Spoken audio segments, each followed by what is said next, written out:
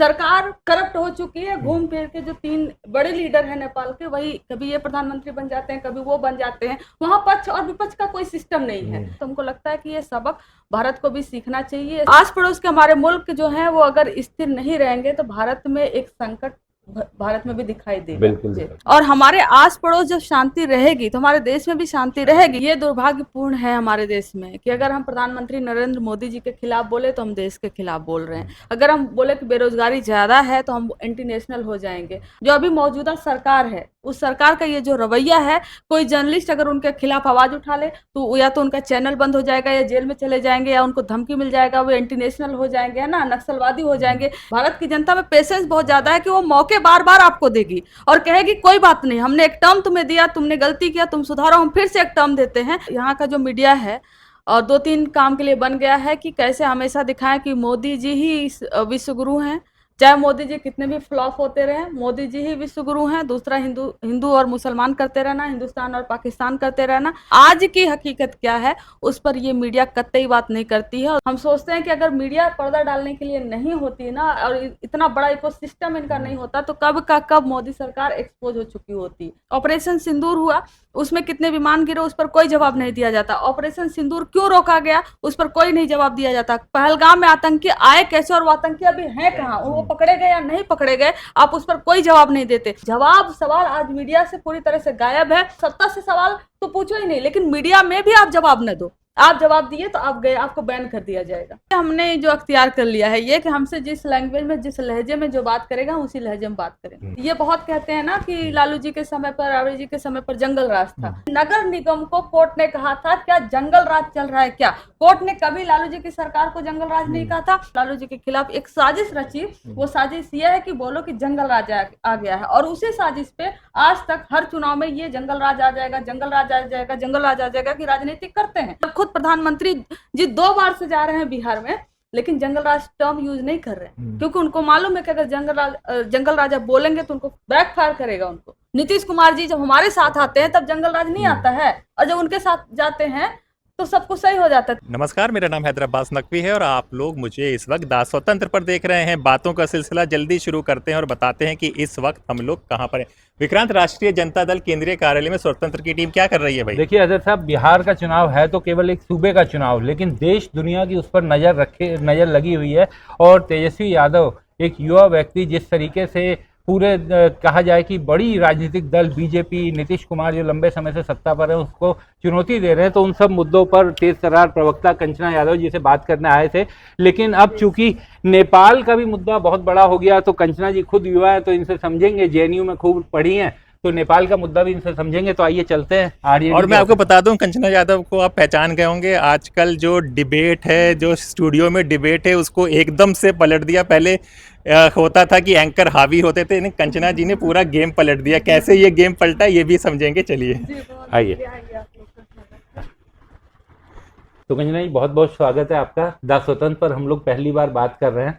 कंचना जी, सबसे पहले तो देश की राजनीति पर तो बात करेंगे, लेकिन नेपाल में जो हो रहा है बड़े भयानक दृश्य आ रहे हैं। वहां के प्रधानमंत्री को भागना पड़ा, मंत्रियों को पीटा जा रहा है। और शुरुआत में कहा गया, यहाँ पर भी देश की मीडिया ने एक खेल किया। शुरुआत में कहा गया कि केवल सोशल मीडिया के कारण नाराजगी थी, लेकिन बाद में सारी चीजें सामने आई कि वहां पर भी लोग बेरोजगारी, भ्रष्टाचार, नेताओं के करप्शन, इन सब चीजों से बहुत गुस्से में थे। और युवाओं ने क्योंकि ये पूरी क्रांति वहां पर की है, तो आप चूंकि उसी आयु वर्ग की है, किस तरह से इस पूरे वाक्य को देखती है? जी बिल्कुल, आपने सही कहा, बहुत बहुत धन्यवाद आपका। नेपाल में अभी जो घटनाएं हो रही हैं, जैसा हम लोग दृश्य देख पा रहे हैं, विजुअल्स आ रहे हैं मीडिया के जरिए, जबकि बहुत सारे विजुअल्स नहीं आ पा रहे हैं क्योंकि मीडिया पे बैन लगा है। अभी कुछ भारतीय टीम मीडिया वहां पर गई हुई है, तो आप देखेंगे कि वहां पर जो युवा हैं वो सड़क पर हैं। और पहले तो कहा गया कि सोशल मीडिया जो है उसको सरकार ने बैन किया, तो ये जेन जी एक ग्रुप बना दिया गया है कि 15 से 28 साल के जो बच्चे हैं, जो कोई और काम नहीं करते हैं, जो सोशल मीडिया चलाते हैं, वो जेन जी है। जेन जी सड़क पर उतरे हैं और जेन जी समझ के बहुत हल्के में लिया गया उनको। और पहले ही दिन आपने देखा कि 19 लोगों की मौत हो गई है ना। 12 साल का बच्चा है, उसके सिर पर सीधे गोली लगी है, सीधे पुलिस ने फायरिंग कर दी, 19 लोगों की मौत हो गई। और फिर बाद में पता चला कि ये जो आक्रोश युवाओं में है, ये आक्रोश सोशल मीडिया बैन एक कारण हो सकता है, लेकिन सारा कारण नहीं है। और कई सारे ये कारण हैं कि बेरोजगारी जिस तरीके से बहुत हाई है नेपाल में, सरकार करप्ट हो चुकी है। घूम फिर के जो 3 बड़े लीडर हैं नेपाल के, वही कभी ये प्रधानमंत्री बन जाते हैं, कभी वो बन जाते हैं। वहाँ पक्ष और विपक्ष का कोई सिस्टम नहीं है। यहाँ भारत में क्या है कि एक स्ट्रांग विपक्ष है, और स्ट्रांग विपक्ष वो जनता की आवाज बन के वो बोलता रहता है। सरकार कितना भी तानाशाही करे, लेकिन विपक्ष के सामने सरकार एक बार आती है, झुकना पड़ता है उसको। वहां पर कोई विपक्ष ना होने के कारण, और सारे के सारे चाहे लेफ्ट हो चाहे राइट हो, हर आइडियोलॉजी के मिलकर सरकार बनाते हैं। और उनके बच्चे जो हैं वो तो बड़े बड़े गाड़ियों में घूम रहे हैं, बड़े बड़े घर हैं उनके, और जितने भी होटल्स हैं नेपाल में, मैं तो खुद अभी कुछ महीने पहले वहां से होकर आई, जितने बड़े होटल्स हैं वो कहीं ना कहीं अधिकारियों के और वहाँ के पॉलिटिशियंस के, इन्हीं के बच्चों के नाम पर हैं, या खुद जो नेता हैं उनके नाम पर हैं। और वहाँ के जो फाइनेंस मिनिस्टर देख लीजिए, एक फीमेल हैं, उनको किस तरीके से सड़क पर कुछ लोगों ने मारा, जो कि बहुत दुर्भाग्यपूर्ण है कि एक महिला को इस तरीके से मारना, कि वो पूर्व प्रधानमंत्री की पत्नी भी रह चुकी है उनकी। हाँ, तो ये बहुत ही दुखद है जो घटनाएं हो रही है। लेकिन इससे हमको लगता है कि नेपाल जो सबक लेगा वो लेगा।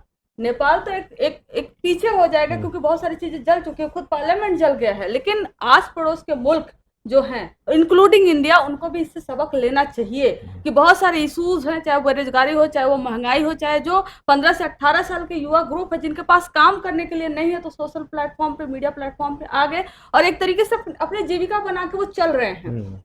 लेकिन सरकार अगर यह कहे कि ये मीडिया नहीं चलेगा क्योंकि उस पर उसके खिलाफ लिखा जाता है, इसलिए उसको बैन किया गया, तो वो विद्रोह जो हुआ, वो विद्रोह कोई जो है कि किसी पार्टी के द्वारा नहीं किया गया, किसी नेता के द्वारा नहीं किया गया, बल्कि आम लोगों का, एनजीओ, जो सिविल सर्विसेज, जो सोसाइटी वाले लोग होते हैं, वो आकर उस फ्रंट पे लीड कर रहे हैं। तो हमको लगता है कि ये सबक भारत को भी सीखना चाहिए। ये सबक बांग्लादेश ने सीखा, अभी जो है कि नेपाल का है, श्रीलंका में यही हुआ। तो आस पड़ोस के हमारे मुल्क जो हैं वो अगर स्थिर नहीं रहेंगे तो भारत में एक संकट भारत में भी दिखाई देगा। बिल्कुल। कंचना जी, पहले भारत की भूमिका आस पड़ोस में ना बिग ब्रदर की होती थी, अब धीरे धीरे सब खत्म हो रहा है, चीजों का कुछ समझ में नहीं आ रहा। क्या हमारी विदेश नीति है, किस तरह से काम कर रहा है? कहीं ना कहीं हमारे डिप्लोमेटिक रिलेशंस फेल हुए हैं। कारण यह है कि जब भी बांग्लादेश से हमारे रिश्ते हमेशा से अच्छे रहे हुए हैं, चाहे शेख हसीना जी हों, बाद में आई हमारे यहाँ ही सडनली, और पाकिस्तान को अगर छोड़ दे तो हम एक पाकिस्तान और चाइना को हमेशा से अपना दुश्मन हम मानते हुए आ रहे हैं कि एक बड़ा है, चाइना बहुत पावरफुल है, और पाकिस्तान है तो उसमें आतंकवादी घटनाएं हमारे देश में करवाता रहता है। लेकिन बाकी जो मुल्क हैं, चाहे वो श्रीलंका हो, चाहे नेपाल हो, चाहे भूटान हो, चाहे बांग्लादेश हो, इन सब से हमारे रिश्ते अच्छे रहे हैं। तो कहीं ना कहीं अगर ये हमसे दूर होते गए और ये चाइना की तरफ मूव करते हुए चले गए, इनके टर्म्स जो है वो चाइना की तरफ बढ़ते चले गए। अभी जो नेपाल में हो रहा है, जो लेफ्ट है, कम्युनिस्ट पार्टी है, और कम्युनिस्ट पार्टी आपको मालूम है कि चाइना में है, तो कहीं ना कहीं चाइना चाह रही थी कि जो कम्युनिस्ट पार्टी है वहां पर वो पावर में पूरी तरह से आ जाए। पूरे ब्यूरोक्रेट्स को जो है वो एक कम्युनिस्ट पार्टी कैसे अपनी सरकार को गवर्न करती है उस तरीके से वो चलाना सिखा रही थी, और जिनके टर्म्स इंडिया से अच्छे थे। और हमारे आस पड़ोस जब शांति रहेगी तो हमारे देश में भी शांति रहेगी। कहीं ना कहीं हम फेल हुए, जिसकी वजह से उनको दूसरी तरफ जाना पड़ा, और दूसरी तरफ गए तो आज उन सारे मुल्क वो अस्थिर हैं। कंचना जी, आपने कहा कि भारत को भी थोड़ा सबक सीखना चाहिए, और जो जिन दिक्कतों की आप बात कर रहे हैं, निश्चित तौर पर बेरोजगारी, महंगाई बहुत बड़ा इशू हमारे मुल्क में भी है। लेकिन कल से जैसे ही कोई विपक्ष का नेता ये कह रहा है कि भारत को भी इससे सबक सीखना चाहिए, तो जो अधिकतर जो सत्ताधारी दल के समर्थक है वो एकदम टूट के जो कहते हैं ना कि आ रहे हैं कि इस तरीके की बात कह के आप देश विरोधी, इसको भी देश विरोधी बात बताई जा रही है। अगर कोई दुर्घटना हुई है, उससे सबक अगर कोई सीखा जा सकता है तो ये तो पॉजिटिव आउटकम है। ये दुर्भाग्यपूर्ण है हमारे देश में कि अगर हम प्रधानमंत्री नरेंद्र मोदी जी के खिलाफ बोले तो हम देश के खिलाफ बोल रहे हैं। अगर हम बोले कि बेरोजगारी ज्यादा है तो हम एंटी नेशनल हो जाएंगे। अगर हम बोलेंगे कि किसानों पर हत्याएं हो रही हैं, उनको क्यों वहां पर किसान सालों साल पड़े हुए हैं, किसान जो ठंड में, गर्मी में, धूप में तप रहे हैं, आप उनकी बात क्यों नहीं सुन रहे हो, तो पूरे किसान को एंटी नेशनल बोल दिया जाएगा, है ना, आंदोलनजीवी बोल दिया जाएगा। आज वही पंजाब जब डूबा हुआ है तो हम सब देख रहे हैं कि कैसे एक दूसरे की सब मदद कर रहे हैं। प्रधानमंत्री तो बाद में पहुंचे ना, उसके पहले ही बहुत सारे किसान जो है आपस में, और बहुत सारे एक्टर सब सामने आए और किसानों की मदद की, क्योंकि किसान ही इस देश की रीढ़ है। बिल्कुल। लेकिन इस देश में जो अभी मौजूदा सरकार है, उस सरकार का ये जो रवैया है, कोई जर्नलिस्ट अगर उनके खिलाफ आवाज उठा ले तो या तो उनका चैनल बंद हो जाएगा, या जेल में चले जाएंगे, या उनको धमकी मिल जाएगा, वो एंटी नेशनल हो जाएंगे, है ना, नक्सलवादी हो जाएंगे। ये सिस्टम जो है ना इनका, ये बहुत ही प्रॉब्लमेटिक है। बियॉन्ड इसके आज भी मैं कहूंगी, बियॉन्ड इसके आज जो इस देश का विपक्ष है, चाहे वो विपक्ष में कोई भी रहे, चाहे भारतीय जनता पार्टी थी या चाहे अब हम हैं, चाहे 1972 में हो जब जेपी मूवमेंट पूरी तरह से शुरू हुआ और सरकार बदली, तो हमारे देश में जो तानाशाही रवैया है वो अख्तियार करने की बार बार प्रयास हुए हैं। लेकिन जनता ने उनको सबक सिखाया है कि इस जनता में पेशेंस भी बहुत ज्यादा है। भारत की जनता में पेशेंस बहुत ज्यादा है कि वो मौके बार बार आपको देगी और कहेगी कोई बात नहीं, हमने एक टर्म तुम्हें दिया, तुमने गलती किया, तुम सुधारो, हम फिर से एक टर्म देते हैं। लेकिन बार बार वो फिर नहीं, एक लेवल पे पेशेंस खत्म हो जाता है तो जनता खुद सत्ता पलटती है। और उसमें हमको लगता है कि विपक्ष की एक जो यहाँ पर भूमिका है, वो भूमिका इस समय जितनी मजबूत विपक्ष है, चाहे वो कल वाइस प्रेसिडेंट कैंडिडेट का चुनाव हुआ उसमें देखे कि आप है ना, जो 70% वोट ला के बीजेपी के वाइस प्रेसिडेंट जीतते थे, वो कहाँ अब 50 पे आ गए हैं। तो ये कहीं ना कहीं ताकत दिख रहा है। और जब वॉइस आवाज होती है विपक्ष जनता की, तो उनके माध्यम से बहुत सारी बातें पहुंचती रहती हैं, तो सत्ता भी बहुत संतुलन में रहती है। बिल्कुल सही कह रहे हैं, विपक्ष की आवाज़ पहुंच सकती, लेकिन जो आवाज़ पहुंचाने का साधन है मीडिया, वो तो करता नहीं। हम देखते हैं, हम लोग तो ग्राउंड रिपोर्टिंग करते हैं, स्टूडेंट प्रोटेस्ट कर रहे हैं एसएससी का। अभी हम लोग गए, एक जीएस मेडिकल कॉलेज है हापुड़ में, वहाँ पे बढ़ोतरी हो रही है, फीस की ज़बरदस्त हो रही है, पर ये सब खबरें कहीं कुछ आती नहीं, तो कहाँ? बिल्कुल नहीं, खबरें तो यहाँ का जो मीडिया है और 2-3 काम के लिए बन गया है कि कैसे हमेशा दिखाएं कि मोदी जी ही विश्व गुरु हैं। चाहे मोदी जी कितने भी फ्लॉप होते रहे, मोदी जी ही विश्व गुरु हैं। दूसरा हिंदू और मुसलमान करते रहना, हिंदुस्तान और पाकिस्तान करते रहना, और आंकड़े बदल के उनके टाइम पर 1975 में इंदिरा गांधी जी के टाइम पर ये था, नेहरू जी के टाइम पर ये था, वीपी सिंह जी के टाइम पर ये था, ये कहते रहना। आज की हकीकत क्या है उस पर ये मीडिया कतई बात नहीं करती है। और दूसरे जो है, हमेशा आप देखेंगे कि एजेंडा जो इनका तय होता है डिबेट्स का, क्योंकि हम लोग तो हर रोज फेस करते हैं, तो वो पीएमओ से आ जाता है कि क्या एजेंडा होगा, और वो एजेंडा इनको सूट करता है ना, जो एजेंडा इनको सूट करता है उसी पर डिबेट होगा। आज क्या प्रॉब्लम है उस पर डिबेट नहीं होगा। और जिस तरीके से मीडिया पर्दा डाले हुए है, जो भाजपा की सरकार है, हम सोचते हैं कि अगर मीडिया पर्दा डालने के लिए नहीं होती ना, और इतना बड़ा इकोसिस्टम इनका नहीं होता, तो कब का कब मोदी सरकार एक्सपोज हो चुकी होती। चाहे वो ट्रम्प का 50% टैरिफ हो। मेरे मित्र आज भी ट्वीट आ गया कि हाँ मित्र हैं, लेकिन जब मित्र हैं तो आपने ऐसे क्यों कहा कि चाहे पाकिस्तान इनको तेल बेचेगा, आपने क्यों हमारे ऊपर 50% टैरिफ लगाया, आपने ये क्यों कहा कि नहीं जाइए अब आप चीन के ही साथ रहिए, अब उन्हीं से ट्रेड डील करिए। आप धमकी देते हो कि हाँ आपके, हमारा जो संविधान कहता है वो कहता है कि भारत एक स्वतंत्र और देश है, ये अपना डिसीजन जो है वो खुद लेगा, खासकर वॉर के केसेस में, कि हमारे यहाँ वॉर होगा या सीज फायर होगा, इसका डिसीजन हमारे देश में हमारे प्रधानमंत्री और हमारे जो नेता हैं, कैबिनेट मिनिस्टर है, सब मिलकर ये लेंगे। लेकिन यहाँ से कुछ नहीं होता, उसके पहले वहां से ऐलान कर दिया जाता है कि हमने सीज फायर रुकवा दिया, और उस पर हम जब पार्लियामेंट में जवाब मांगते हैं हमें कोई जवाब नहीं दिया जाता। ऑपरेशन सिंदूर हुआ, उसमें कितने विमान गिरे उस पर कोई जवाब नहीं दिया जाता। ऑपरेशन सिंदूर क्यों रोका गया उस पर कोई नहीं जवाब दिया जाता। पहलगाम में आतंकी आए कैसे और वो आतंकी अभी हैं कहाँ, वो पकड़े गए या नहीं पकड़े गए, आप उस पर कोई जवाब नहीं देते। जब आप कहते हैं कि पाकिस्तान गिड़गिड़ाया था तब हमने वॉर रोका, तो हम आपसे पूछते हैं जब पाकिस्तान गिड़गिड़ा ही रहा था तो पाकिस्तान से ये कहते हैं कि हम तब वॉर रोकेंगे जब वो आतंकी जो हमारे देश में घुसे थे आप उनको मुझे लाकर सौंप दो। लेकिन ये सारे जवाब सवाल आज मीडिया से पूरी तरह से गायब है, और अगर आप किसी भी तरीके से इनसे सवाल पलट के पूछ लो तो इनकी आंखों में चुभ जाते हो। ये तमाम तंत्र अपनाते हैं कि कैसे इन लोगों को बाहर करो, आउट करो, जिनके साथ ये सहज नहीं होते, जो इनसे सवाल, सत्ता से सवाल तो पूछो ही नहीं, लेकिन मीडिया में भी आप जवाब न दो। आप जवाब दिए तो आप गए, आपको बैन कर दिया जाएगा। आपने जो बात कही उसी की बात थोड़ा सा और आगे बढ़ाता हूँ कि राष्ट्रीय जनता दल लालटेन चुनाव चिन्ह जिसके दफ्तर में हम बैठे हुए हैं, मैंने पिछले 2 चुनाव जो विधानसभा चुनाव हैं बिहार के वो कवर किए हैं। उन चुनाव में भी सबसे बड़ा मुद्दा याद दिलाया जाता था कि लालू जी का जब शासन था तो जंगल राज था। वो इस बार के चुनाव में भी अब जब फिर चुनाव के सामने बिहार खड़ा है तो फिर से वही चीजें दोबारा से दोहराई जा रही हैं कि जंगल राज दोबारा से वापस लौट आएगा। लेकिन अब जो पीढ़ी है जो इस बार वोट देने जाएगी, जो पहली बार वोट दे रही है, जो दूसरी बार वोट दे रही है, उसे तो आज नौकरी चाहिए, उसे आज चाहिए कि उसे काम धंधा मिले। उन सब पे अभी भी चर्चा नहीं हो पा रही।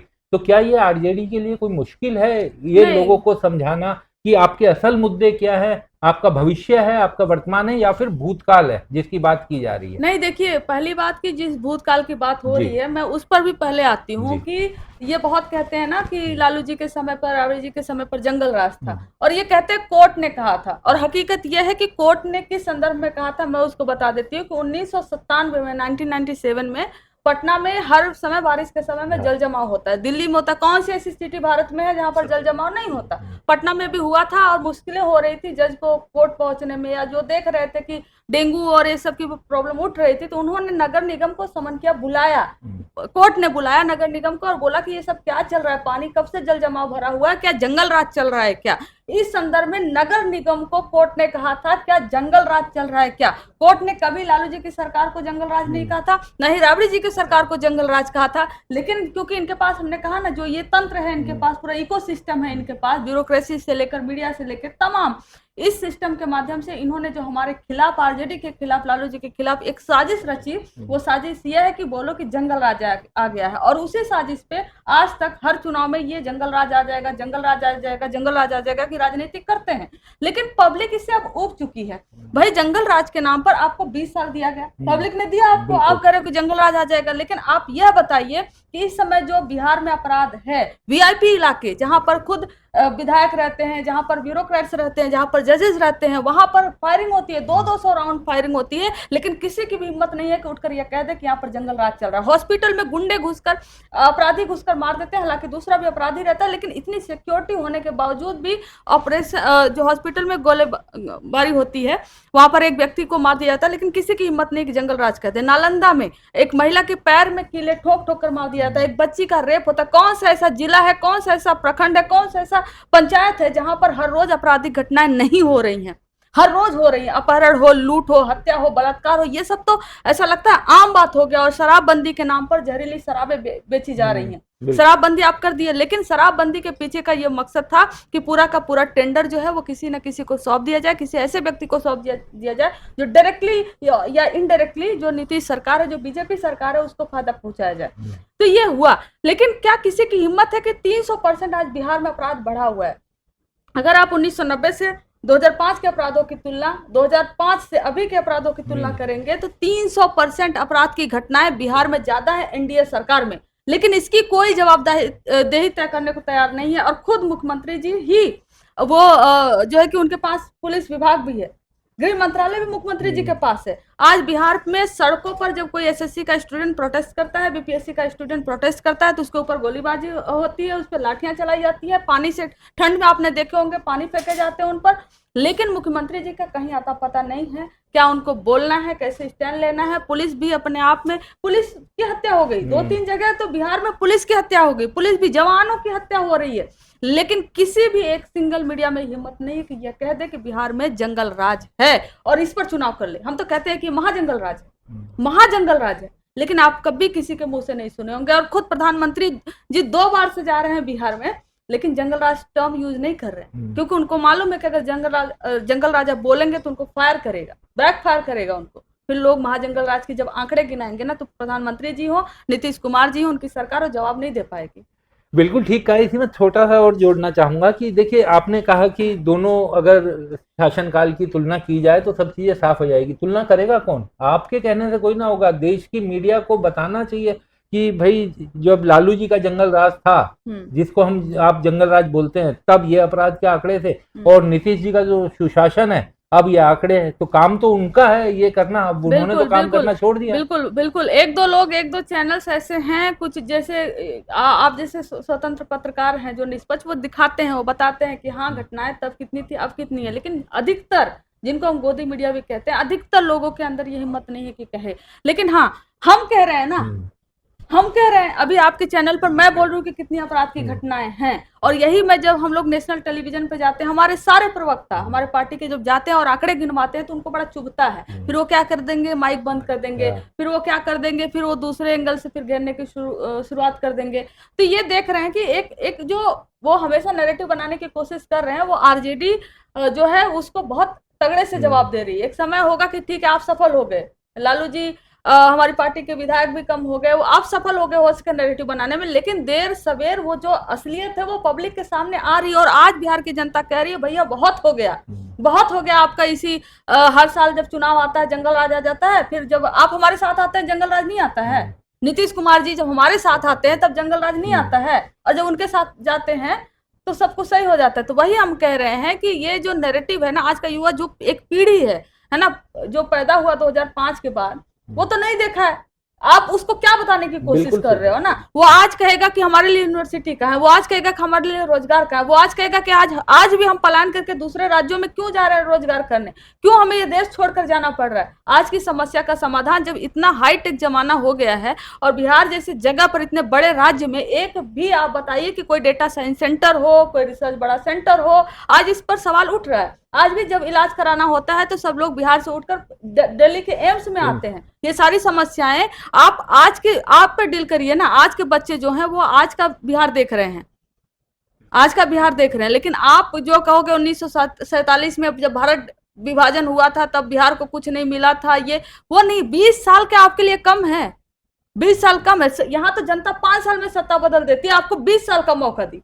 आप 20 साल की बात कर रही हो तो नेहरू जी तक पहुंचते हैं बार बार हर चीज के लिए, और आप चाह रही हैं कि 20 साल पहले का बात ना की जाए, आज की बात की जाए। वही है ना, वही है कि ये लोग कहाँ जाएंगे फिर। वो इनसे बात करो कि आज यहाँ पर घटनाएं क्यों हो रही है, इमरजेंसी की बात करेंगे। आज के दौर पर बिल्कुल नहीं बात करते। इनका ये टैक्टिस है, कुछ बोलो तो आप भारत विरोधी हो, आप हिंदुस्तान विरोधी हो, आप आतंकवादी हो। आप तो पार्लियामेंट में आपने सुना है कि एक मुसलमान नेता को किस तरह से कठुआ, मुल्ला, आतंकवादी क्या, लेकिन उसके खिलाफ कोई कार्रवाई नहीं होती, कोई नहीं होती। और वही जंतर मंतर पे वो रो रहे थे कि कैसे मोदी जी के खिलाफ गाली दे दी गई, वही नेता। मोदी जी भी रोए, मोदी जी के भी आंसू निकल आए, वो थोड़े वो हो गए कि किस तरीके से हुआ। देखिए, गाली निश्चित तौर पर कोई भी दे उसका कोई समर्थन नहीं कर सकता, लेकिन ऐसा क्या होता है कि माँ में फर्क कर दिया जाता है, इस तरीके की बातें कही जा रही है। देखिए, सबसे पहले कि इसको तेजस्वी जी ने कंडेम किया कि माँ वो चाहे पशु पक्षी हो चाहे ह्यूमन हो, सबकी माँ होती है। और चाहे वो गरीब हो और अमीर हो, माँ का जो प्रेम होता है अपने बच्चे के प्रति वो ना वो बराबर होता है। वो पालती हैं, पोसती हैं, संघर्ष करती हैं।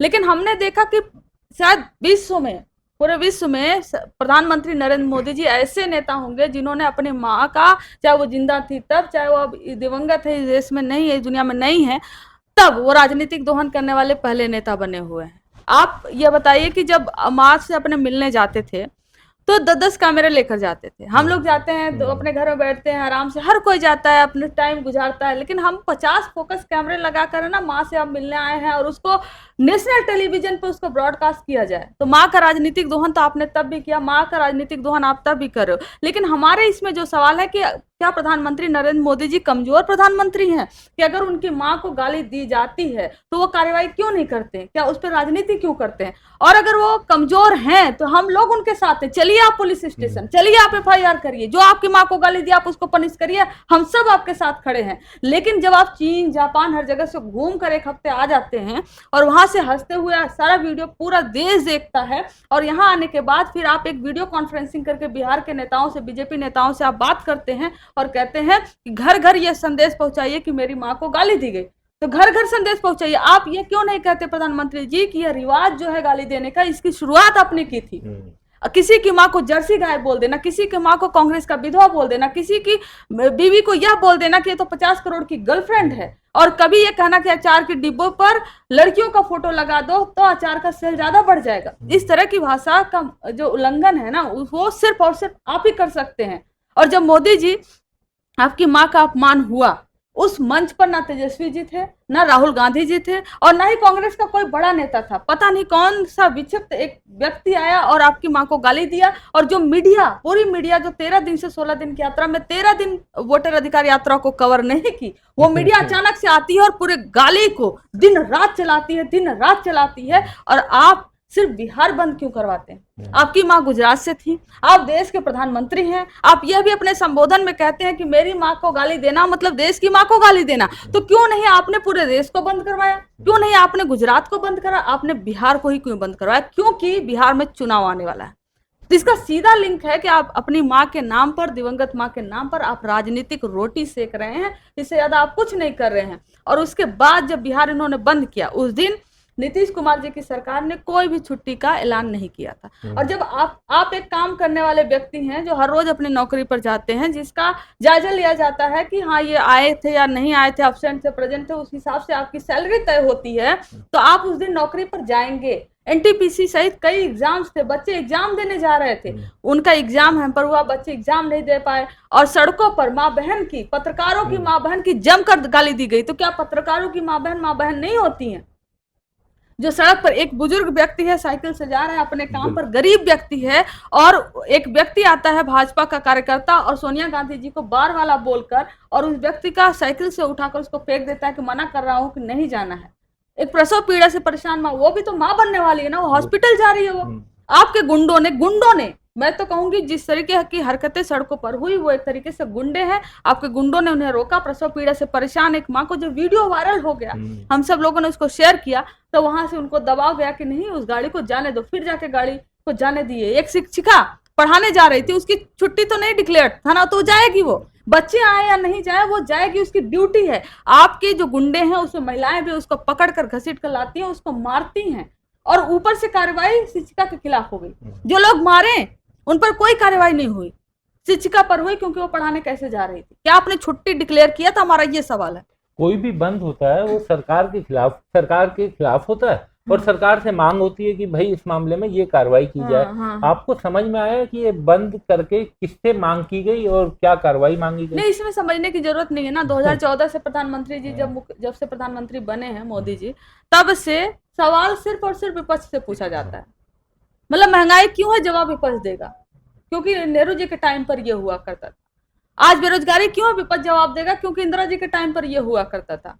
आज किसान आंदोलन में क्यों आ रहे हैं, ये जवाब भी विपक्ष देगा, क्योंकि मोदी जी ने तो ये कर दिया है। इनके पास एक आंकड़े होते हैं कि हमने 3 करोड़ ये दिया, 80 करोड़ राशन दे रहे हैं, 80 करोड़ ये कर रहे हैं, 10 करोड़ ये कर रहे हैं, 20 करोड़ से नीचे कोई भी आंकड़ा इनका नहीं होता है। और क्या वो करोड़ों में आंकड़ा वो जमीन पर दिखता है? और जब इनसे पूछो कि आज देश की इकोनॉमिक हालत इतनी बुरी क्यों है, और जो गैप है अमीरों और गरीबों के बीच में गैप है, वो आजादी के पहले के टाइम से भी क्यों बढ़ गया है, तमाम रिपोर्ट्स इसको कहते हैं, तो भी इस पे ये जवाब देंगे इनके टाइम पर वो हो गया। देखो हमने इतना ट्रिलियन इकोनॉमी बना दिया, हमें आपके ट्रिलियन इकोनॉमी से हमें गर्व होता है। ट्रिलियन इकोनॉमी आप बनाइए, लेकिन एक आम आदमी के जेब में कितना पैसा है, वो अपने बच्चे के लिए भी दूध खरीद पाएगा या नहीं, उस पर भी आप जीएसटी लगाएंगे।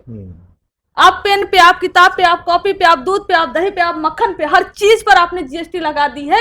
और तब मास्टर स्ट्रोक था जब इन्होंने जीएसटी लगाया है ना, 5 और 7 लेयर में इन्होंने जीएसटी लगा दी, और अब ये 2 पार्ट कर दिए, और फिर भी कह रहे हैं ये मास्टर स्ट्रोक है। आखिर में पहले वाला मास्टर स्ट्रोक था कि अब वाला मास्टर स्ट्रोक है?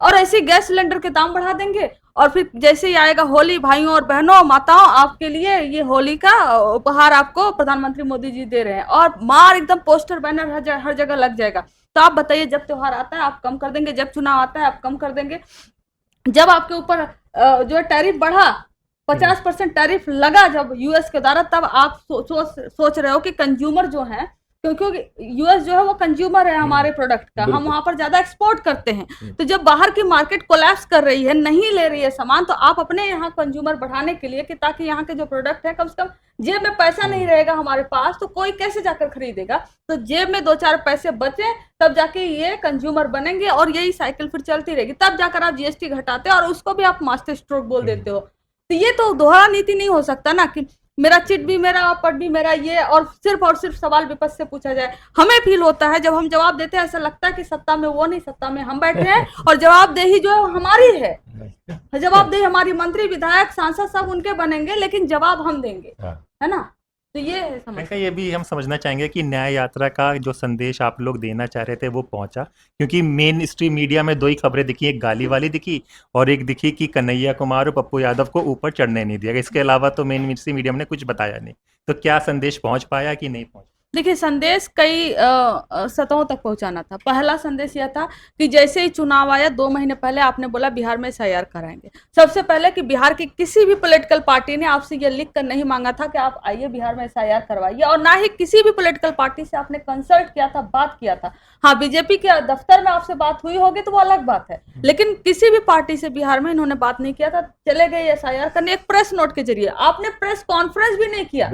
कि प्रेस कॉन्फ्रेंस कर दे कि हम क्या करा रहे हैं, जनता को समझा दे कि ये कैसे होगा। आप सीधे गए वहां पर और 2 महीने के अंदर आपने पूरा प्रोसेस रख दिया। और वहां पर जब हम सवाल उठाते हैं कि एक तो पहला 2 महीना कम है, दूसरा हम कहते हैं कि 11 जो डॉक्यूमेंट्स हैं इसके अलावा भी और आप डॉक्यूमेंट्स इसमें ऐड करिए, जैसे राशन कार्ड हो या पहले का बना हुआ जो खुद वोटर आईडी कार्ड हो या तो आधार कार्ड हो, आप उसको भी मानने से इनकार कर दिए कि घुसपैठिए आकर ये सब बनवा लिए हमारे देश में। तो सबसे पहले आप अपने ऊपर सवाल उठाते हो कि घुसपैठिए आए कैसे, आपके रहते हुए, आप सरकार में हो, होम मिनिस्टर आपके, घुसपैठिए आए कैसे। ठीक है, उस पर भी कि घुसपैठिए आकर बनवा लिए, लेकिन फिर भी सबसे ज्यादा डॉक्यूमेंट्स आज लोगों के पास आधार कार्ड है, ये सीधा मना कर देते हैं। तो हमें सुप्रीम कोर्ट जाना पड़ता है। हमने कहा कि आप पार्लियामेंट में इस पर डिबेट करिए, इस पर भी बहस नहीं होती है। हम सुप्रीम कोर्ट जाते हैं, सुप्रीम कोर्ट पहले इशारा करता है इनको कि आप ले लीजिए आधार कार्ड, ये इशारा भी नहीं मानते हैं। जब इशारा नहीं मानते हैं तो सुप्रीम कोर्ट इनको कहता है कि जो 65 लाख नाम कटा है उसमें बहुत सारे ऐसे लोग हैं जो जिंदा हैं, आपने उनको मृत्यु घोषित कर दिया है, तो आधार कार्ड लेकर आप उनका नाम ऐड कर दीजिए। तब भी नहीं मानते हैं ये, अभी भी आधार कार्ड नहीं मिल रहे हैं। तो कल या परसों फिर सुप्रीम कोर्ट ने इन्हें स्ट्रिक्ट निर्देश दिया कि आपको मानना पड़ेगा, और सिर्फ 65 लाख लोगों के लिए नहीं बल्कि बिहार की समस्त जनता के लिए, जो 12th डॉक्यूमेंट के तौर पर इसको, जैसे 11 डॉक्यूमेंट है वैसे आपको 12वां डॉक्यूमेंट मानना पड़ेगा। तो ये हर जगह पर, लेकिन क्या कोई भी मीडिया इसको इस तरीके से दिखा रहा है? और इलेक्शन कमीशन की बात है तो बीजेपी इसको क्यों बार बार डिफेंड करती है? इलेक्शन कमीशन कहते हो एक तरीके से संवैधानिक संस्था है, इंडिपेंडेंट संस्था है, तो इंडिपेंडेंट संस्था के पास भी अपनी जुबान है, वो प्रेस नोट हो, प्रेस कॉन्फ्रेंस हो, किसी भी तरह से मीडिया से वो कम्युनिकेट कर सकते हैं, लेकिन बीजेपी इनके पक्ष में हमेशा बचाव में आती है। ये पूरा नैरेटिव बनाने की कोशिश करते हैं कि देखो बिहार में घुसपैठिए मिल रहे हैं, हमारे जो बीएलओ जा रहे हैं घर घर पे वहां पर घुसपैठिए मिल रहे हैं, और जब लास्ट में फाइनल आंकड़ा आता है तो उसमें 0 घुसपैठिए होते हैं। और जब प्रेस कॉन्फ्रेंस तब करते हैं ज्ञानेश कुमार गुप्ता जी, जब हमारी वोटर अधिकार यात्रा निकलनी होती है तो दबाव में आके प्रेस कॉन्फ्रेंस करते हैं, आते हैं, धमकी देते हैं। और इसके पहले वाले थे वो ट्रक पे लिखी हुई शायरी पढ़ देते थे, और ये है ये धमकी देकर चले जाते हैं, कोई जवाब नहीं देते हैं। उस पर एक व्यक्ति पूछता है, एक जर्नलिस्ट पूछते हैं कि आप कितने घुसपैठिए आपको मिले, तो ये कहते हैं कि अभी जो डॉक्यूमेंट आ रहे हैं हम उसको वेरीफाई करेंगे, फिर हम बताएंगे कि इसमें कितने घुसपैठिए फर्जी डॉक्यूमेंट हैं। तो वहां पर अभी भी कह रहे हैं कि हमने 99% डॉक्यूमेंट ले लिए, लेकिन घुसपैठिए कितना है ये तो भी बता दीजिए, नहीं बताते हैं। तो ये दरअसल क्या है कि किसी भी तरह से कोशिश करके कि एसआईआर का मुद्दा लाओ, क्योंकि 20 साल की जो सरकार है इनसे, ताकि ये सारे मुद्दे दब जाए, महाजंगल राज का मुद्दा दब जाए, पलायन का इशू दब जाए, एसआईआर आप देख रहे हो कि 2 महीने से सिर्फ और सिर्फ एसआईआर चल रहा है, केवल वही चल रहा है। पहला इनकी स्ट्रेटजी ये, जब उस पर इन्होंने ये फेल हो गए तो लगा कि चलो एसआईआर के माध्यम से हम नागरिकता चेक करेंगे, हम हिंदुस्तान पाकिस्तान यहाँ पे घुसपैठिए आ गए हैं, घुसपैठिए मुसलमान आ गए हैं, ये नैरेटिव चलाएंगे। जब यह भी फेल हो गया तो अभी माँ की गाली वाले को मुद्दा बनाने की कोशिश कर रहे हैं, जो बुरी तरह से फ्लॉप हुआ है, बुरी तरह से, और इनको यूटर्न लेना पड़ा। और उस दिन गाली के मुद्दे पर भी डिबेट करवाते करवाते ये लोग हार जा रहे हैं कि कैसे हम इसको डिफेंड करें, क्योंकि आपने जैसे माँ को इशू बनाया, माँ की गाली को इशू बनाया, जबकि आरजेडी और कांग्रेस का कोई लेना देना नहीं, वैसे मोदी जी ने जितनी माँ को गाली दिया था सब के सब फ्लोट करने लगा, सब के सब। एक सवाल कंचना जी ये जानना चाहूंगा कि अब क्योंकि आपने अभी चुनाव आयुक्त की बात की थी ज्ञानेश कुमार जी की, उनकी जो भाषा थी वो एकदम धमकी भरी दिखाई दे रही थी, साफ दिखाई दे रही थी। अभी राजदीप सरदेसाई 3 पूर्व चुनाव आयुक्तों के साथ बात कर रहे थे, तो उन तीनों ने ये कहा कि जो वर्तमान चुनाव आयुक्त का रुख था वो एक तरह से गलत था और उन्हें जांच मान लेनी चाहिए थी, जांच करवानी चाहिए थी। मेरा सवाल इससे आगे का है कि अब इस वर्तमान स्थिति में जब ऐसी ऑडेसिटी हम देख रहे हैं कि इस तरीके का रुख रहता है चुनाव आयोग का, क्या आपको, आपकी पार्टी को, आपके नेता को ये पूरा यकीन है, ये विश्वास है कि चुनाव निष्पक्ष हो पाएगा? देखिए, यकीन करना तो ये तो मुश्किल है, लेकिन चुनाव होगा ये तो जरूरी है ना, चुनाव होगा।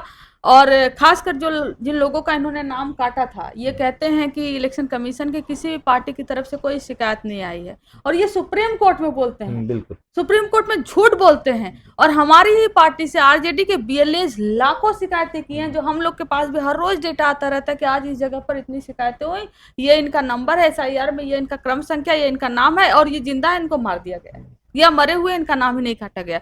हमने, आरजेडी ने लाखों शिकायतें की हैं, तो ऐसी कांग्रेस ने की है, सारी पार्टियों ने किया हुआ है, लेकिन ये जाकर इतना सुप्रीम कोर्ट में झूठ बोलते हैं। और जब हमारे बीएलए जाते हैं तो कभी कभी ये रिसीविंग दे देते हैं, या कभी रिसीविंग नहीं देते, कहते हैं कि आपके शिकायत से हम काम नहीं करेंगे। इंडिविजुअल आए, मतलब अगर मेरा वोट कटा है, मैं जब तक नहीं जाती हूँ वहां पर तब तक नहीं होता है। और इसको कह रहे हैं कि 2 लाख कुछ आसपास इन्होंने बोला कि इंडिविजुअल शिकायतें आई हुई जिसका नाम ऐड किया गया है। वो दरअसल वो इंडिविजुअल शिकायतें नहीं है, वो बीएलएज लेकर गए थे और बीएलएज ने उनका नाम ऐड करवाया और उस शिकायतों को इन्होंने बोला कि ये इंडिविजुअल शिकायतें हैं। और बहुत सारी शिकायतें ये ले ही नहीं रहे हैं। ये कहते हैं कि हमने डुप्लीकेट वोट हटा दिए। हर जगह किसका डुप्लीकेट वोट नहीं मिल रहा है बिहार में? हर जगह डुप्लीकेट वोट मिल रहा है। 22 लाख लोगों को बोला कि इन्होंने कि इनकी मृत्यु हो गई इसलिए नाम काट दिया। हमने पूछा कि 1 साल में इनको मृत्यु हुई, ये 2 साल में हुई, इनकी मृत्यु कितने सालों में हुई? 22 लाख जिनका नाम काटा आपने। तो सीधे कहते हैं कि जब गणेश कुमार गुप्ता जी आते हैं प्रेस कॉन्फ्रेंस करते हैं तो बोलते हैं कि 2005 के बाद से या 2003 वो कुछ ऐसा नाम लेते हैं तब से जितने लोगों की मृत्यु हुई। यह भी पूरी तरह से फर्जी और झूठ आंकड़ा है, क्योंकि जो बिहार सरकार है हर साल कितने लोगों की मृत्यु होती है नगर निगम से लेकर वो अपने डेटा रखवाती है, संरक्षण करती है। और 3 साल के आंकड़े अगर 2023 और 2022 और 2021 3 साल के आंकड़े कहते हैं कि बिहार में रहने वाले जो रह रहे हैं वहां पर उनकी 12.5 लाख लगभग लोगों की मृत्यु 3 साल में हुई है। ये सरकार के आंकड़े कहते हैं कि 3 साल में 12.5 लाख। तो आप बताइए कि 20 साल 25 साल में 22 लाख ही लोगों की मृत्यु हुई होगी। तो इनके आंकड़े मैनिपुलेटिव हैं। इन्होंने पहले कहा आज 50% फॉर्म भरवा लिए, आज 60% फॉर्म भर गए, बीएलओज ने भर लिया, आज 99% हो गया, आज 100% हो गया। मतलब कोई ट्रांसपेरेंसी कहीं नहीं है कि कितने जो डॉक्यूमेंट आए हैं फॉर्म आए हैं उसमें कौन से डॉक्यूमेंट लगे हैं कौन से नहीं, कितने लोगों ने डॉक्यूमेंट दिया है। और 12 लाख लोगों का नाम बीएलओज ने नॉन रिकमेंडेड में डाल दिया। बीएलओज ने बोला कि ये रिकमेंडेड नहीं है, लेकिन फिर इलेक्शन कमीशन उसके बावजूद भी उनका नाम उसमें डालती है। तो कहीं से ट्रांसपेरेंसी नहीं रही एसआईआर प्रोसेस में, पूरी तरह से फर्जीवाड़ा किया गया। अपनी तरफ से ही अभी कह रहे कि हमें 99% डॉक्यूमेंट हमारे पास आ गया। आपने तो आधार कार्ड माना ही नहीं। बिल्कुल। और बिहार के जो डॉक्यूमेंट्स मांगे गए थे उसमें 40% ऐसे लोग हैं जिनके पास 11 में से कोई भी डॉक्यूमेंट नहीं, 40% नहीं है। ये योगेंद्र यादव जी से लेकर तमाम लोगों ने बता दिया सर्वे करके पूछ के कि 40% लोगों के पास ये 11 डॉक्यूमेंट्स में नहीं है। तो आपने 99% कैसे कह दिया कि आपको डॉक्यूमेंट्स मिल गए? ये पूरी तरह से बिहार में एसआईआर के नाम पे फर्जीवाड़ा हुआ है।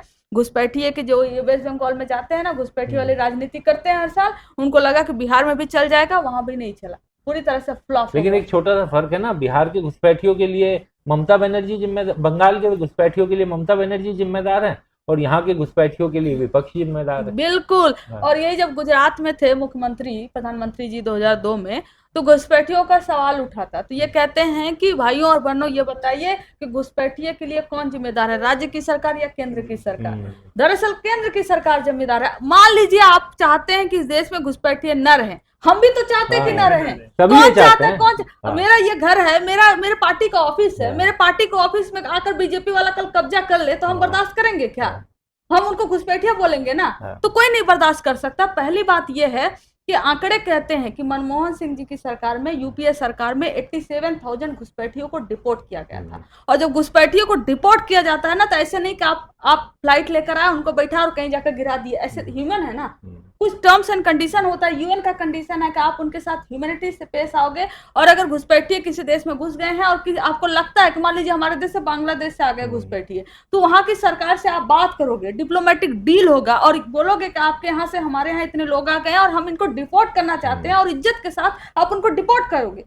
लेकिन प्रधानमंत्री मोदी जी को कैसे समझ में आएगा? यूएस ने अभी हमारे यहाँ के लोगों को डिपोर्ट किया ना, बिल्कुल किस तरह से डिपोर्ट किया। लेकिन मोदी जी की हिम्मत नहीं हुई कि एक शब्द बोल दे कि ट्रंप जी आप ऐसा नहीं कर सकते, ये ह्यूमन राइट के खिलाफ है, बेड़ियां आप नहीं पहना सकते। अगर हमारे देश के लोग वहां घुसपैठिए बनकर गए थे तो मोदी जी से बहुत आसान काम था, डिप्लोमेटिकली बात करते, यहाँ से प्राइवेट जेट भेजते या सरकारी जेट भेजते, उन्हें वापस लेकर आते, इज्जत से लेकर आते, है ना।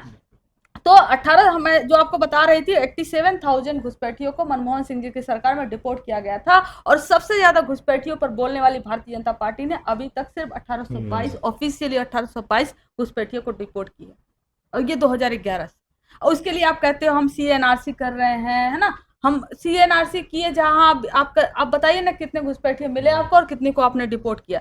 फिर आप जब चुनावी मुद्दा आता है तो आप बिहार में जाओगे, वेस्ट बंगाल में जाओगे कि आपका आरक्षण घुसपैठिए उठा रहे हैं, आपका पेंशन घुसपैठिए ले रहे हैं, आपका सर्विसेज घुसपैठिए कर रहे हैं। तो प्रधानमंत्री जी, आप देश के प्रधानमंत्री हैं, पूरा इतना बड़ा ब्यूरोक्रेसी है आपके पास, होम मिनिस्टर अमित शाह जी हैं, आप बताइए, देश के सामने आंकड़े रखिए कि भारत सरकार के रहते हुए चाहे कोई भी सरकार हो, कितने घुसपैठिए इस देश में सरकारी नौकरी कर रहे हैं, कितने घुसपैठिए पेंशन ले रहे हैं, कितने घुसपैठिए राशन उठा रहे हैं, आप आंकड़े रखिए। नहीं तो ये फिर ये जुमलेबाजी की पॉलिटिक्स जो है ना, देश को गुमराह करने की पॉलिटिक्स बहुत देर तक टिकती नहीं है ये। कंचना जी, इतना डेटा, डेट और फैक्ट के साथ आप बात करेगी तो चैनल के एंकरों को तो परेशानी हो ही जाएगी भाई, वो इतनी तैयारी करके थोड़ी आते हैं। तो ये हमारी गलती नहीं है ना, ये गलती फिर चैनल के एंकरों की है कि वो अपना तैयारी करके नहीं आते हैं। खासकर जो बल्लेबाजी तो बीजेपी की तरफ से उन्हें करनी होती है, उसी का शायद उतना मैं नहीं जाऊंगी कहने, लेकिन भारतीय जनता पार्टी को भी तो देखनी चाहिए। आप गालीबाज लोगों को प्रवक्ता बनाते हो, जितने भी भारतीय जनता पार्टी के प्रवक्ता हैं, एक दो धुरंधर माने जाते थे, हम तो देखते हैं कि हमारे सामने इतना झूठ बोलते हैं वो लोग, जो राज्यसभा मेंबर भी हैं, प्रवक्ता भी आते हैं, झूठ पे झूठ बोलते हैं। आपके एक प्रवक्ता टेलीविजन पे कांग्रेस के एक प्रवक्ता को माँ की गाली देते हैं, गंदी गाली देते हैं, और फिर भी आप उसको बैन नहीं करते, और हर टेलीविजन चैनल पे वो व्यक्ति जा रहा है। सारे गालीबाज प्रवक्ताओं को आप रखोगे तो सॉरी, माफ करिए, ये हमारी गलती नहीं है, आरजेडी की गलती नहीं है। आरजेडी ये डिसाइड करेगी कि कौन हमारे पार्टी से चैनलों पर जाएगा, कौन नहीं जाएगा, और बोलने वाला होगा, प्रोफेसर होगा, पढ़ा लिखा होगा, चाहे जो जाएगा वो हमारी पार्टी तय करेगी। और उसके सामने आके आपके गालीबाज प्रवक्ता हार जाते हैं, आपके एंकर जो आपकी तरफ से बल्लेबाजी करते हैं हार जाते हैं, राजनीतिक विश्लेषक जो आप संघ से लाकर बैठाते हैं हार जाते हैं,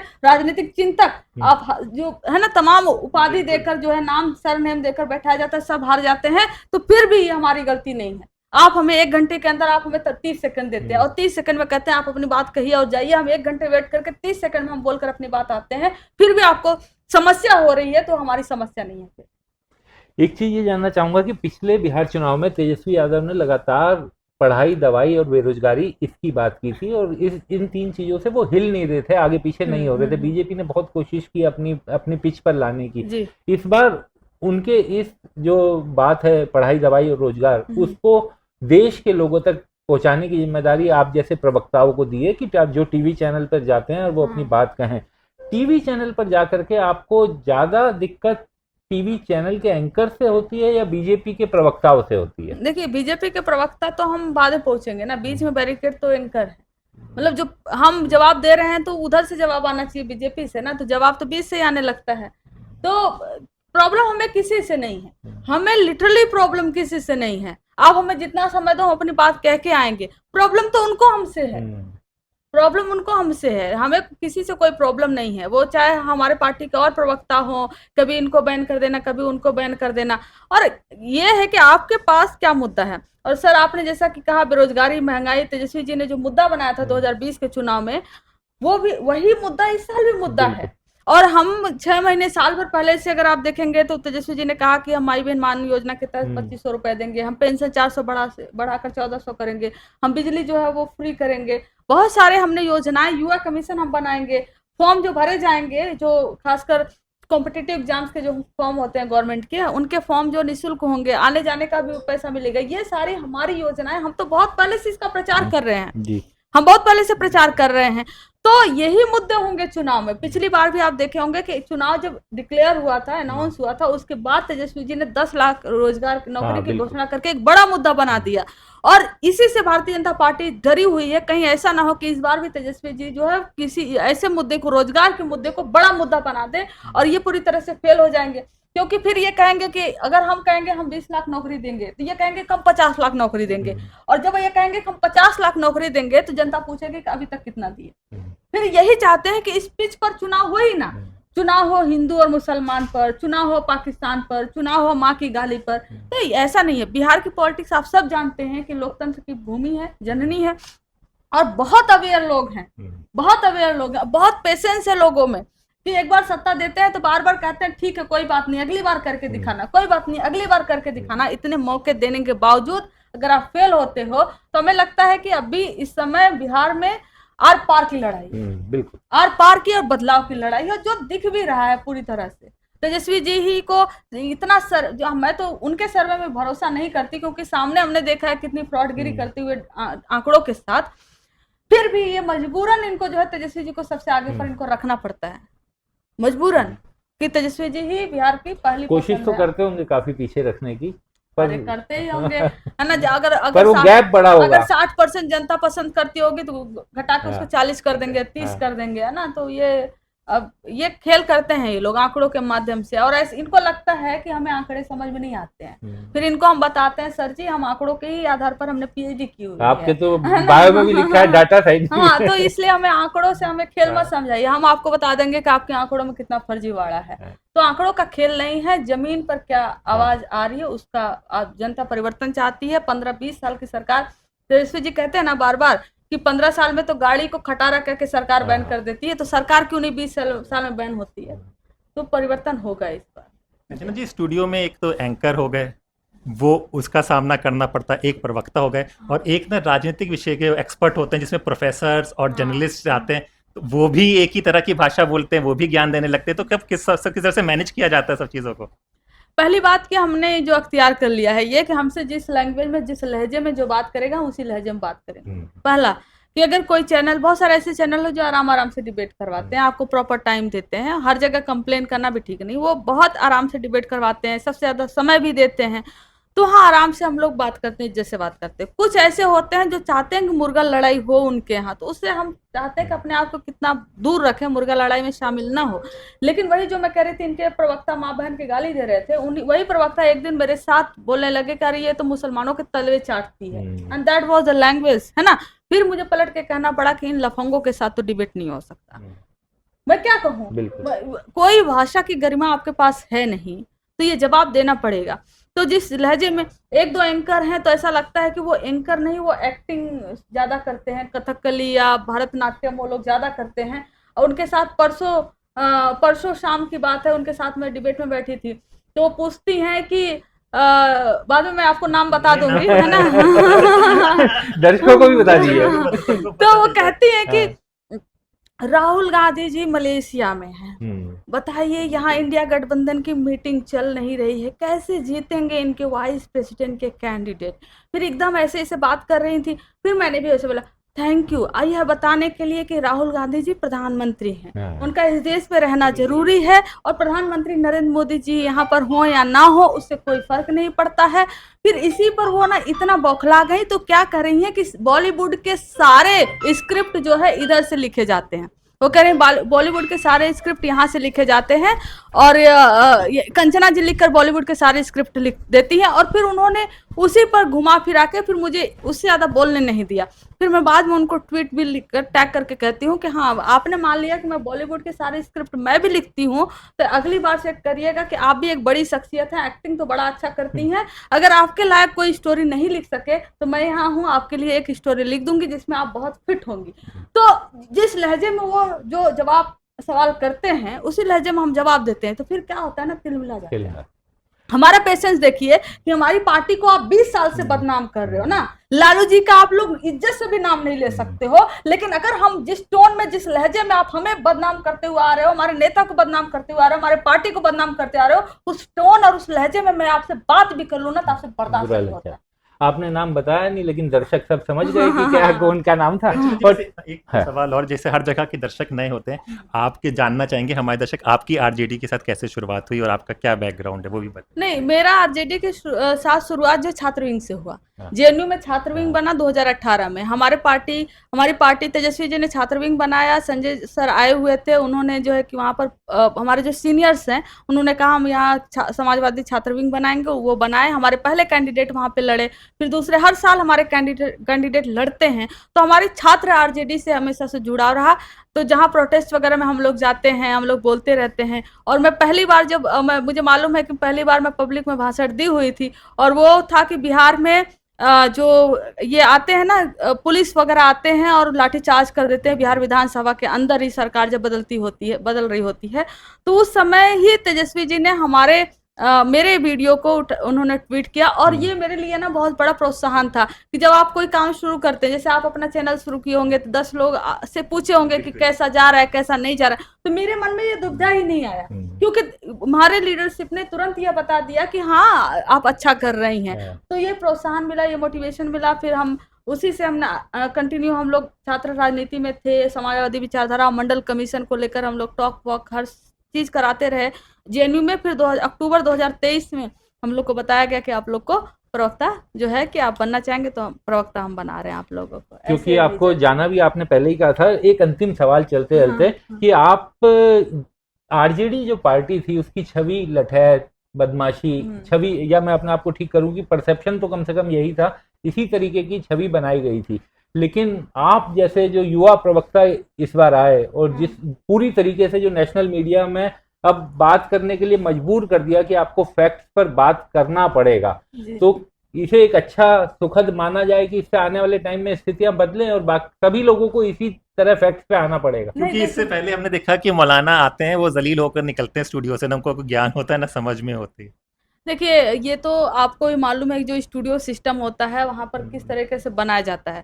एक मुसलमान बुला लो जो कि भारतीय जनता पार्टी को गाली दे, या जो विपक्ष को गाली दो भारतीय जनता पार्टी को अच्छा बताए, तो ये उनका पूरा सेट नैरेटिव होता है, पैटर्न होता है। पूरा टॉपिक क्या होगा, चैनल पे आएगा कौन, क्या बोलेगा क्या नहीं बोलेगा, किसके साथ एंकर सहज होंगे किसके साथ नहीं, वो अलग मसला है। लेकिन जहां तक आप बात कर रहे हैं पार्टी की छवि को लेकर, मैं आपको बताती हूँ पार्टी की छवि जो है वो बेकार की जाती है उन ताकतों के द्वारा जो आपसे डायरेक्ट 1-to-1 मुकाबला नहीं कर पाते हैं। लालू जी इतने लोकप्रिय हो गए थे, हमारी 3 बार सरकारें बनी थी इनकी लाख कोशिश के बाद। और आपको यह भी आपको मालूम होना चाहिए कि बिहार के पहले मुख्यमंत्री कृष्ण कुमार जी के बाद पहला ऐसा सरकार बना था लालू जी का जो कि अपना 5 साल टर्म पूरा किया था। बीच में जितनी भी सरकारें बनी उसको गिरा दिया गया, उसको तमाम फोर्सेस के जरिए, उसमें चाहे जो भी रहा, आप भी मालूम है कुछ समय किसकी सरकार थी और किसकी नहीं थी, जनसंघ थी, ये जो तमाम फोर्सेस थे सरकार को गिरा देते थे। लालू जी की सरकार पहली बार 5 साल अपना टर्म पूरा कर पाई और पहली बार जब लालू जी लड़े थे, मुख्यमंत्री बने थे, 80% उन्होंने पिछड़ों अति पिछड़ों और अल्पसंख्यकों को टिकट दिया। 80% टिकट जो है इस समुदाय को दिया, जितनी इसकी संख्या बढ़े उसकी इतनी हिस्सेदारी के नारों के साथ। और फिर उसमें 80% में 60% युवा थे और तेजस्वी जी भी इसी पैटर्न को फॉलो कर रहे हैं। उनका भी यही मानना है कि लालू जी जब आए थे तो अपने साथ एक युवा लेकर आए थे और वो युवा आज भी लालू जी के साथ हैं। मतलब वो भले कुछ लोग निकले, अलग अलग फैक्शन बनाए, अलग पार्टी नीतीश कुमार जी बनाए, जो भी बनाए, लेकिन अभी भी कुछ लोग हैं लालू जी के साथ के, एक पूरा टीम निकली थी। और इसी तरह तेजस्वी जी कोशिश कर रहे हैं कि युवा जो है राजनीति में आए, वो साथ में कदम ताल करते हुए आगे बढ़े, क्योंकि जिसको भी राजनीतिक पारी लंबी खेलनी होती है, आप भी जानते हो पॉलिटिक्स में, वो अपने हम उम्र अपने साथियों को लेकर आगे बढ़ता है। और जहां तक बात अब लठैत पर मैं आती हूँ, ये क्या होता है जानबूझकर। अब चारा घोटाला हुआ, चारा घोटाला 1987 से होता चला हुआ आ रहा था ना, जगन्नाथ मिश्रा जी के टाइम से। 55 अधिकारी जो IAS IPS अधिकारी थे और जो विभाग में जो लोग थे, कोषाध्यक्ष घोटाला हुआ था ना, तो लालू जी बैठकर वहां थोड़े ना डायरी मेंटेन करते थे, वो तो मुख्यमंत्री थे, लेकिन फंसाया गया लालू जी को। जो 55 अधिकारी थे उसमें भी जाति के आधार पर लोगों को छोड़ दिया गया और जो लोग अकेले फंसाए गए, कौन? लालू जी। जेल अकेले कौन गए? लालू जी। और आपको उस स्कैम को अगर नैरेटिव बनाना होता है तो उसको फोडर स्कैम, इंग्लिश में फोडर स्कैम कहा जाता है। 2G 3G, अब बहुत देखिए औरों पे जो घोटाला लगता है, इतना पॉलिश्ड घोटाला लगता है ना कि पब्लिक समझ ना पाए। लेकिन जो सामंती लोग होते हैं वो क्या करते हैं कि अगर लालू जी का ऑडियंस कौन है, लालू जी का ऑडियंस वो तबके के आते हैं जो कि थोड़ा कम पढ़े लिखे हो या गरीब हो या गरीब मजदूर हो, जो शोषित रहे हुए वो हो, तो वो किस लैंग्वेज में समझेंगे। लालू जी का कम्युनिकेशन का माध्यम बड़ा इजी था, वो बड़ी से बड़ी बात को इजी में कहकर वो समझा देते थे। इन्होंने सोचा चारा चोर, चारा खा गई, ये इस तरीके की लैंग्वेज यूज करते हैं। उसी टोन में उसी लैंग्वेज में अगर पब्लिक तक पहुंचाएंगे तो इनकी छवि को खराब किया जा सकेगा। ऐसे टोटी चोर को लेकर कर लीजिए, बताइए जो एक पूर्व मुख्यमंत्री के बेटे हो, खुद मुख्यमंत्री रहे हो, इतने बड़े पार्टी के लीडर हो, उनको टोटी की जरूरत है, चुरा ले जाएंगे। लेकिन टोटी चोर कहा गया क्योंकि उनके ऑडियंस तक ये परसेप्शन बनाया जाए कि ये बहुत इनकी छवि खराब है, ये ऐसे हैं वैसे चोर हैं, लठैत ऐसे बोला जाता है। हाँ, एक समय था जब हमें लाठी उठाने की जरूरत थी, हमने उठाया। आज ये समय है कि हमें मंडल कमीशन के बाद हमें कलम मिली, हमने कलम उठाया और हम आगे बढ़े, हम पढ़ाई लिखाई किया, पीएचडी किया, हमें नौकरी जो लोग कर रहे हैं प्रोफेसर बने।